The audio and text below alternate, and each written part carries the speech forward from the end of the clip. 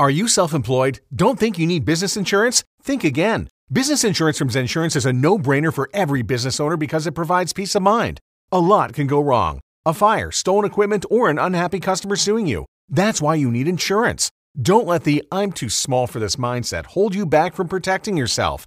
Zensurance provides customized business insurance policies starting at just $19 per month.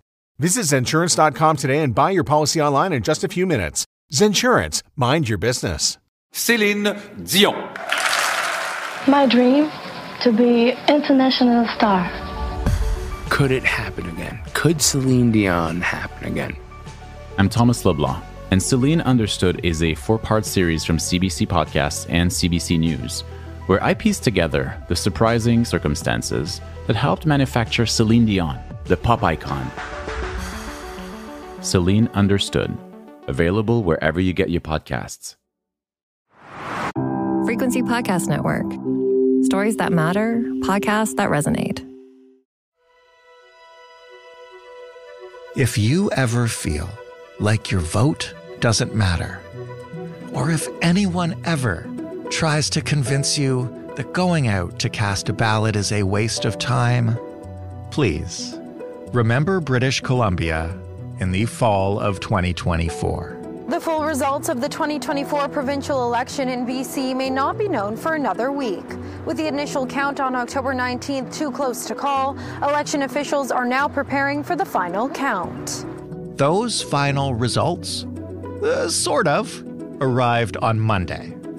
And what we are talking about here is the slimmest of margins. And not just in one riding. The difference between a razor-thin NDP majority or an NDP or even Conservative minority with the Green Party holding the balance of power came down to literally dozens of votes in a couple ridings. Those ridings, in fact, still require judicial recounts. But NDP leader David Eby says that he has been asked to attempt to form government. That government will be precarious, to say the least, just like the election was. So why was this so close? What could have swung it the other way? How does Eby plan to govern when he can't afford to lose a single member for a single vote? Just how, exactly, is this all supposed to work? I'm Jordan Heath Rawlings. This is The Big Story. Jen St. Denis is a reporter with the Tyee who has covered everything from the housing crisis to the overdose crisis and civic issues and, yes, this incredibly close election. Hello, Jen. Hello. Thank you so much for finding a little time for us. Yeah, nice to be back. Why don't you just start by giving the rest of Canada a sense of just how close this election was? I gather we finally have the mostly official results now? Yeah, I mean, if I toss out the number 27 votes, does that give you a sense of how close it was? Wow. That was the riding of Surrey-Guildford. It was Conservative on election night on October 19th. We went to bed with the election really too close to call, but then we rolled on and we're doing final counts, absentee ballots and those types of things. And just yesterday, we saw Surrey-Guildford flip to the NDP with just 27 votes. And that's not the only riding that was super close. There's another riding, Kelowna Centre, where the Conservative candidate won by just 38 votes. So yeah, this was a nail biter, and too close to call was basically every headline on election night. And it continued to be too close to call until just yesterday. Until the final count came in yesterday, just how much was hanging in the balance? Like, how many potential outcomes were on the table as those vote-by-vote recounts were going on? So the government would need 47 votes to form a majority in BC. So on election night, on October 19th, as polls kind of stuttered to a close, it was just this really frustrating too close to call result where we had 46 NDP seats, 45 BC Conservative seats, and 2 Green seats. There's no majority in that scenario. So then you're thrown into these ideas of what can happen. And it sort of brings us back to what happened in 2017, where we had the NDP win 41 seats. We had the BC Liberals win 43. So I know it looks like they won, but they didn't. And then we had the Greens with 3. And what happened was that the NDP and the Greens then went back and made an agreement. Right. And we actually ended up with an NDP government. And so Monday, BC elections revealed what we're calling, I guess, the official results of the election, though I gather, and we can talk about it a little bit, there's still some recounting to do. But what are the final seat tallies and what does this mean in terms of who governs and how? Yeah, okay. So I said that on election night on October 19th, we had 46 NDP, 45 Conservative, 2 Green. After yesterday, now we have 47 NDP. So they do have that majority they were looking for. 44 Conservative and 2 Green.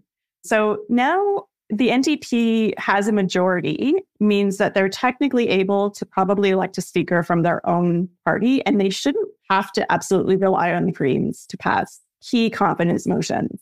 And yesterday, the BC NDP leader, David Eby, did go to the Lieutenant General, and she gave the go-ahead to form a government. However, there's 2 judicial recounts that still need to happen. And so David Eby was being quizzed today about when are you going to be sitting? Like, when is the legislature going to be reconvening? He says he wants to have a fall sitting. He wants to have a cabinet in place. He wants to elect the speaker, but he doesn't know yet when that's going to happen. Does anybody think it's likely? And, you mentioned the margin of victory, like in the 20s and the 30s. The results could change by any significant amount. I know these votes have already been counted like extremely closely, right? I guess the answer is we just don't know. And I don't really want to put myself in the position of making this, of being like, oh yeah, sure, they won't change. I mean, they probably won't change, but these are very, very close margins. It's possible. So that's why everyone's being quite careful still at this point. But the assumption is that, yes, it probably will be an NDP government continuing. So let's take that assumption just for the purposes of discussing how the heck this is going to work. You mentioned 47 seats. That is, I believe, the slimmest majority possible. What does that mean for how the legislature will have to operate, assuming Eby can form a government? So they really need to make sure that every single MLA is present for really key confidence motions. The joke in BC is that nobody better miss the ferry over to Vancouver Island. Legislature is located in Victoria. Oh, right. That's kind of the joke. Nobody better call in sick. No. And there's questions today, the legislative reporters are asking David Eby, would you consider having a Green MLA as the speaker? Would you consider having a Conservative candidate as the speaker? And he's like, sure, I'd be willing to work across the aisle with anyone. He does have one really clear line, and we'll probably be discussing this a little later. He says that he needs to work with people who can reject hate, conspiracy, and division, willing to fight hate and racism. But he is trying to sort of extend his arms across the aisle, but from this slim majority position, meaning that he's not quite as beholden to the Greens as he would have been before. You mentioned the speaker. In a legislature like this, how important does that role become? It becomes very important, and we've seen incredible drama in the past over this because the speaker usually comes from the governing party, but the convention is that they don't vote unless it's to break a tie. So when you're in a very slim majority position or a minority position, it becomes a really big question of whether your government will fall. Right. In 2017, we actually had a BC Liberal MLA, Daryl Plekas, agreed to be Speaker of the House. He was ejected from his party for that decision. That was just extremely unusual, but that's what happened in 2017. Ah, small business owner. So you wish to be at one with your enterprise. First, you must attain inner peace of small business insurance. This is Zensurance. If you're self-employed, an entrepreneur, or a contractor, peace of mind is just a click away at Zensurance.com, Canada's leading source for small business insurance. It's quick, easy, and affordable. Get an instant price today at Zensurance.com. What has Eby said about how the NDP will govern based on the results of this election, which, again, obviously hugely significant portion of the electorate, even in the ridings that his party won, voted for the Conservatives. Did he talk about how that may or may not change their agenda and what they plan to do? Yeah, he really made sure to say, I have been chastened by this. I have listened to voters who are very unhappy about several key files, like crime and safety, public drug use, people's concerns about the healthcare system. He's really being careful to say, like, listen, I've heard that you're not happy with how things are going on those really key files, and we're going to be concentrating on those.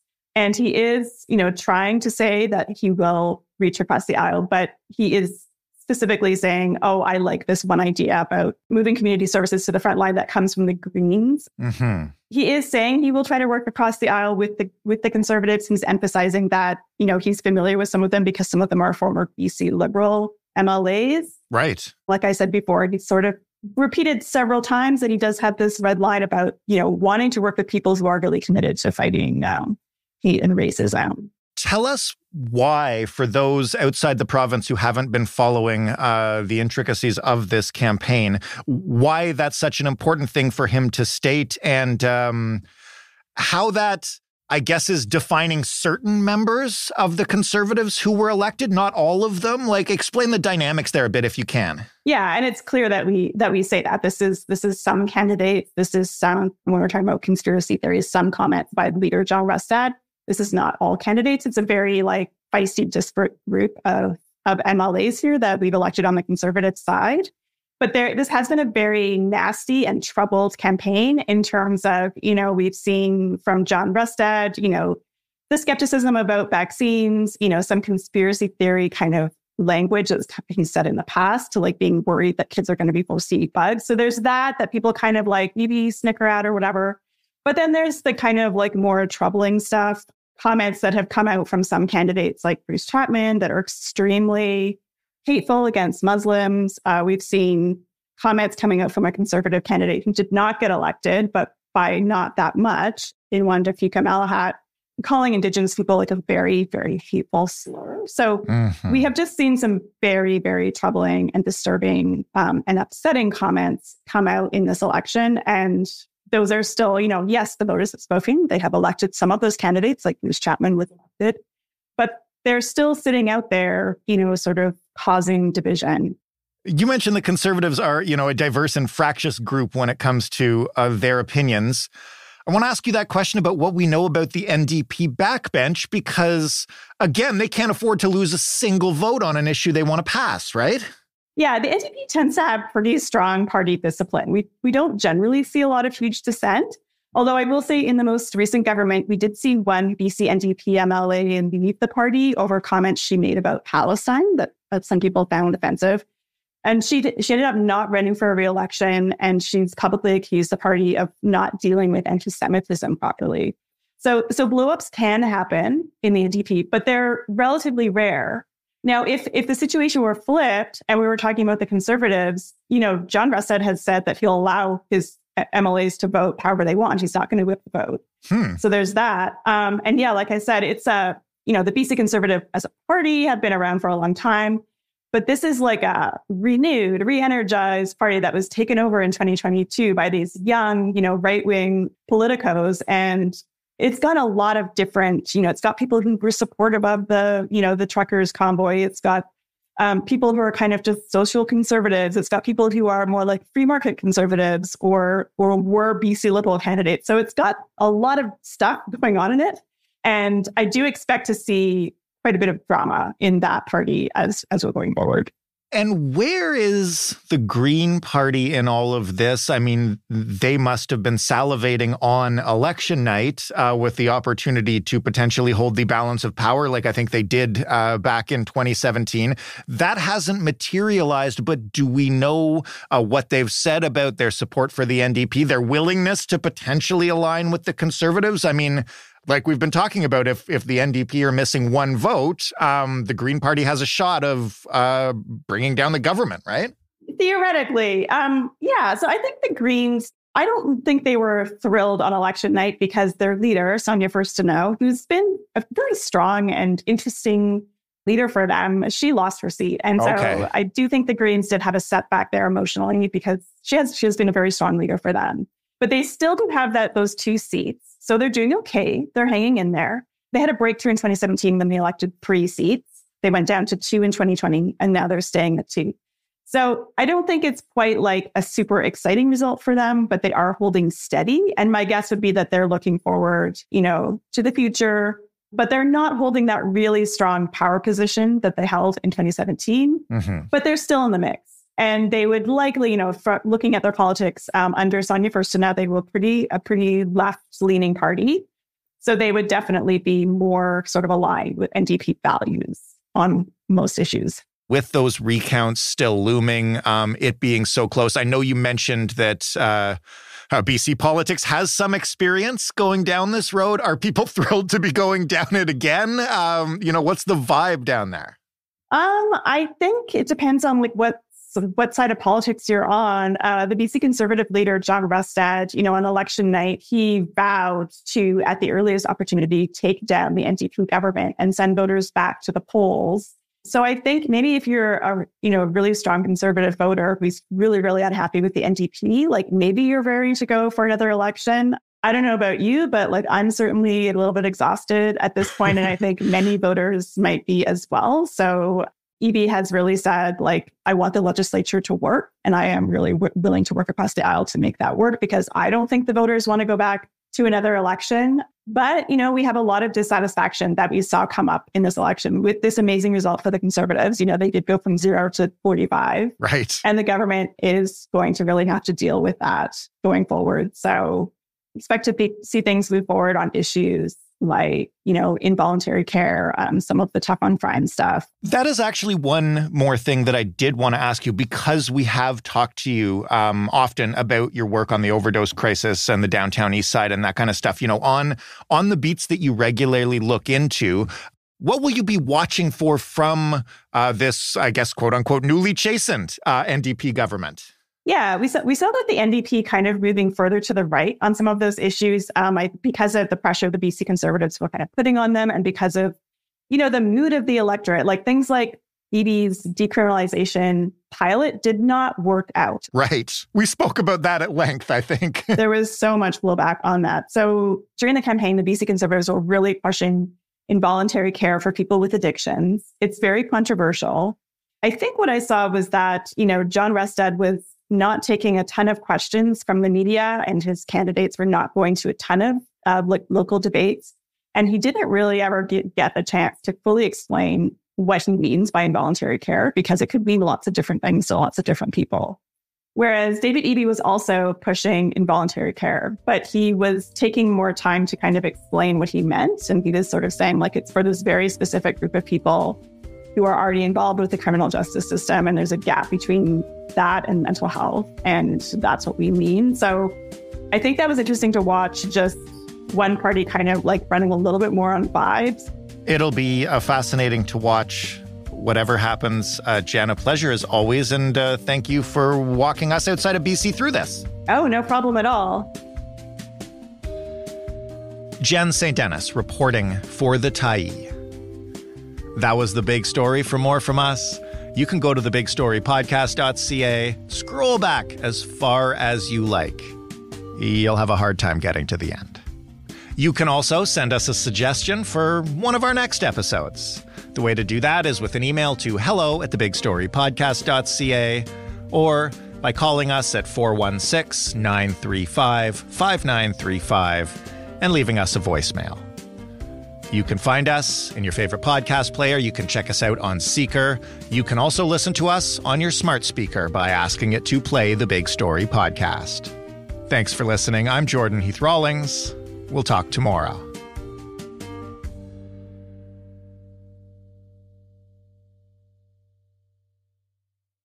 Are you self-employed? Don't think you need business insurance? Think again. Business insurance from Zensurance is a no-brainer for every business owner because it provides peace of mind. A lot can go wrong. A fire, stolen equipment, or an unhappy customer suing you. That's why you need insurance. Don't let the "I'm too small for this" mindset hold you back from protecting yourself. Zensurance provides customized business insurance policies starting at just $19 per month. Visit Zensurance.com today and buy your policy online in just a few minutes. Zensurance. Mind your business. Céline Dion. My dream, to be international star. Could it happen again? Could Celine Dion happen again? I'm Thomas Leblanc, and and Celine Understood is a 4-part series from CBC Podcasts and CBC News, where I piece together the surprising circumstances that helped manufacture Celine Dion, the pop icon. Celine Understood, available wherever you get your podcasts.